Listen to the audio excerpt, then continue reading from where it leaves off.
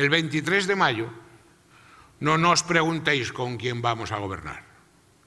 Preguntaros quién va a gobernar con el PAR. Esa es una idea importante. No preguntarnos con quién vamos a gobernar, sino quién va a gobernar con el PAR. Esa es la pregunta. Queremos que converjan hacia aquí, que converjan hacia aquí.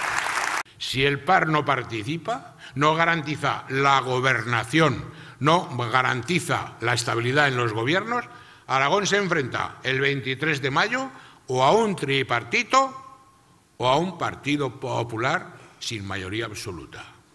Hoy Aragón no sería ni la cuarta parte de lo que es si no hubiera sido por el PAR. Ni la cuarta parte de lo que es. Ni la cuarta parte de lo que es si no hubiera sido por el PAR.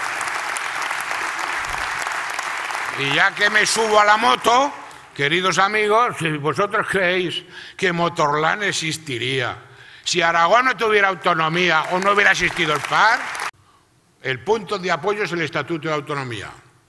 El brazo, los votos que nos den los aragoneses. Y la potencia, el PAR. La resistencia, los otros. Potencia por su brazo igual a resistencia por el suyo. La palanca y el punto de apoyo es el Estatuto. Si no sacamos 8, pues no estaremos. Y para estar tenemos que sacar como mínimo 8, pues que nos voten. Ese es el reto que les hacemos también a los aragoneses. Y les decimos, oiga, mire usted, si ustedes quieren que estemos, esto es lo mínimo. Y a partir de ahí, no porque sea número par el 8, sino porque es lo mínimo que obtuvo el PAR. Y eso es muy importante que la gente lo vea. Ese es un reto que tenemos que hacer. Si al PAR le va bien, a Aragón le irá bien.